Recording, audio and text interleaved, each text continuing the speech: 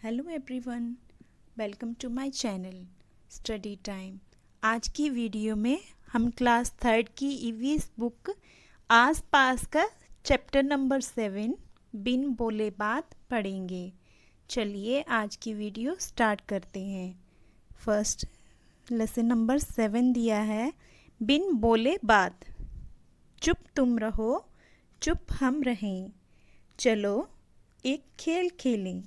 इस खेल में सबको बिना बोले अपनी बात दूसरों तक पहुंचानी है। सभी बच्चे साथ साथ के गुटों में बंट जाओ।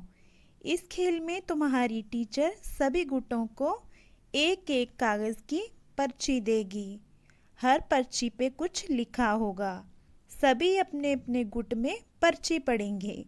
सभी गुटों को पर्ची के अनुसार एक मूक नाटक तैयार करना है।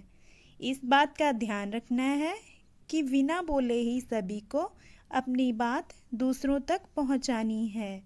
तुम्हें अपने शरीर के अलग अलग अंगों से ही अपनी बात कहनी है, जैसे आँखों से, चेहरे के हाव भाव से, हाथ के इशारों से।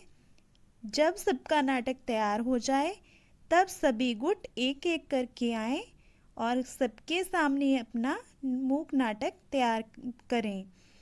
सभी देखने वालों को यह बूझना होगा कि नाटक में क्या हो रहा है, कैसा लगा ये खेल। तो आगे उन्होंने क्वेश्चन पूछ लिया है बच्चों से कि आपको ये खेल कैसा लगा। तो इसका आंसर है, ये खेल बहुत रोचक लेकिन मुश्किल लगा। मतलब कि जो खेल था वो तो इंटरेस्टिंग था, बट वो डिफ़िकल्ट भी था। नेक्स्ट क्वेश्चन देखिए, क्या बिना बोले नाटक करने में मुश्किल आई? तो इसका आंसर है हाँ, बिना बोले नाटक करने में मुश्किल आई, क्योंकि बच्चों को एक दूसरे के इशारे समझ ही नहीं आ रहे थे।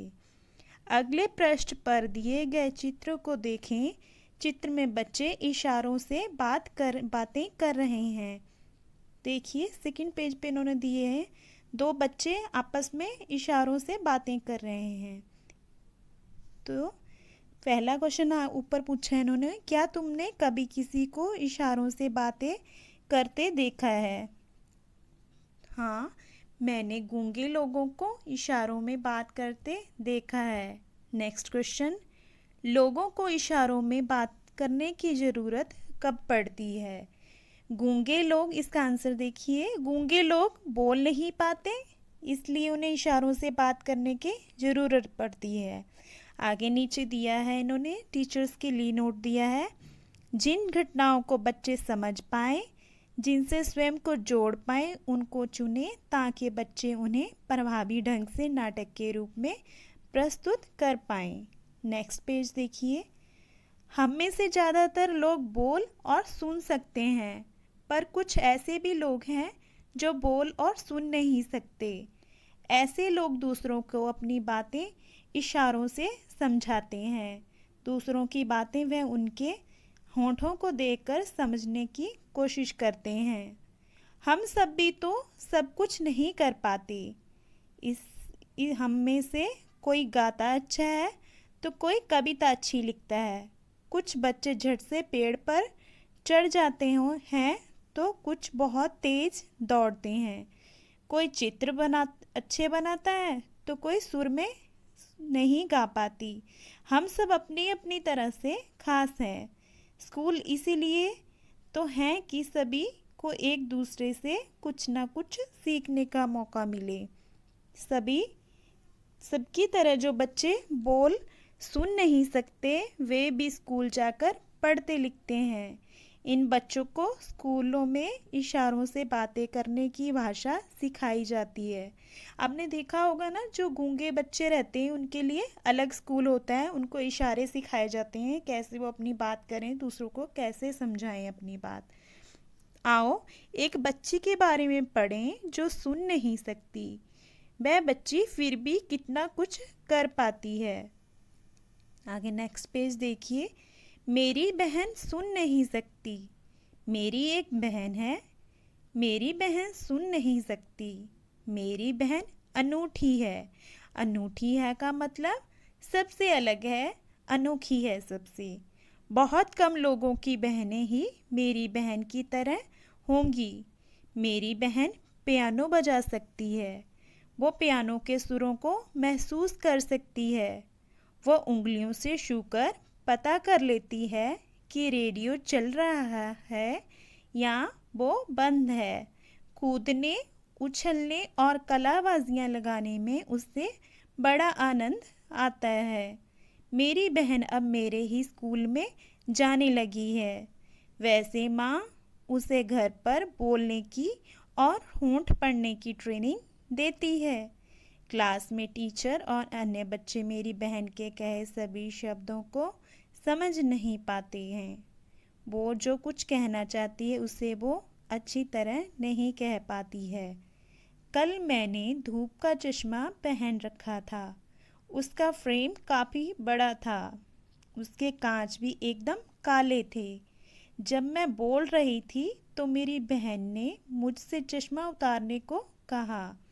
मेरी भूरी आँखें उसकी पूरी भूरी आँखों से न जाने क्या क्या कहती हैं। जीन व्हाइटहाउस पीटरसन की कविता के कुछ अंश है जिसे अनुवाद किया है अरविंद गुप्ता जी ने। इस पाठ में चर्चा हो सकती है कि हम सब में अलग अलग तरह की क्षमताएं हैं। बच्चों के अपने अनुभवों को शामिल करते हुए इस विषय पर संवेदनशीलता बढ़ाई जा सकती है। टीचर्स के लिए नोट दिया है। Next page. हम अपनी आँखों से बहुत कुछ कहते हैं। छोटे बच्चे तो बोलना सीखने से पहले ही कितना कुछ कहते हैं। चेहरे से, हाथों से वे कितना कुछ समझते भी हैं। तो आपने देखा होगा छोटे बच्चे इशारों से हाथ पैर मार के ना अपनी बात समझा देते हैं अपनी माँ को, अपने पेरेंट्स को, आसपास जो भी उसके रहता है बच्चे के घर वाले मेंबर सबको समझा देते हैं कि वो क्या चाहते हैं। अपने आसपास के छोटे बच्चों करीब 6 से 8 महीनों को देखें, वे अपनी बात बिना बोले कैसे कहते हैं। इसका आंसर 6 से 8 महीने के बच्चे अलग अलग तरह की आवाज़ें और इशारे करते हैं अपनी बात करने के लिए। बच्चे की माँ और दूसरे लोग उसकी बात समझने लगते हैं। आपने देखा होगा छोटे छोटे बच्चे जब दूध पीना होता तो रोते हैं, भूख लगती तो रोते हैं, कभी उनको बाथरूम आता है तब भी वो रोते हैं। तो वो इशारों से रोकर या इशारों से बातें करके समझा देते हैं कि उनको क्या परेशानी, उनको क्या चाहिए। तुम सोच रहे होंगे कि ये कैसे चेहरे हैं, ना इनमें आँखें हैं, ना नाक और ना ही मुंह। ये सब तो तुम्हें बनाने हैं, पर साथ में जो लिखा है उसे पढ़कर। फर्स्ट पिक्चर देखिए, यह आफताब है। उसका खिलौना गिरकर टूट गया है। वह दुखी है। कैसा होगा उसका चेहरा। अब इसमें आपने चेहरा पूरा कंप्लीट करना है, पिक्चर कंप्लीट करनी है इसकी।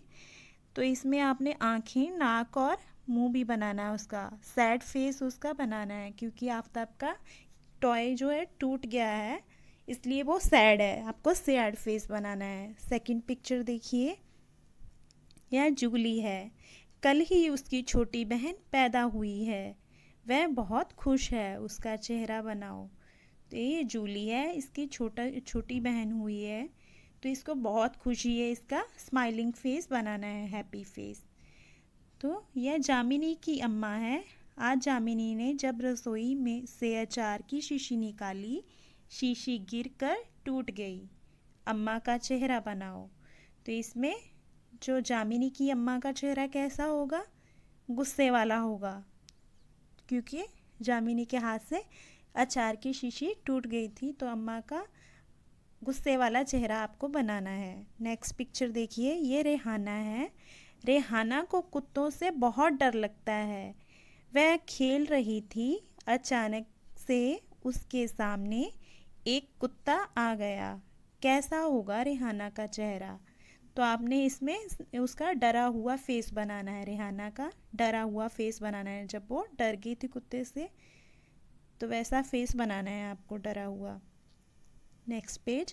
चेहरे को देखकर हमें पता चल जाता है कौन दुखी है, कौन खुश है और कौन गुस्से में। तुम्हारे साथ कभी ऐसा हुआ है कि तुमने कोई शरारत की हो और माँ को तुम्हारा चेहरा देखकर ही समझ में आ गया हो।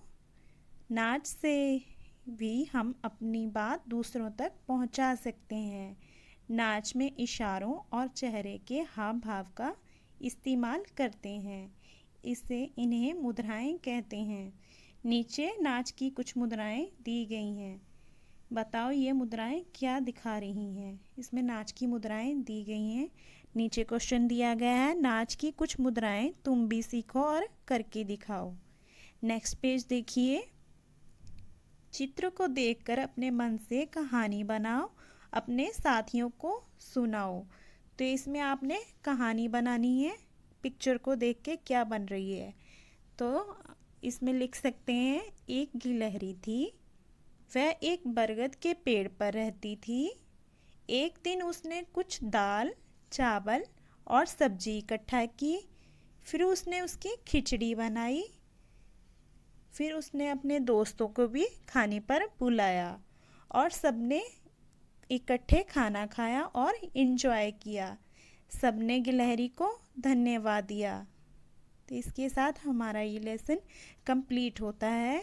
अगर आपको मेरी ये वीडियो अच्छी लगी हो तो please like, comment and subscribe my channel.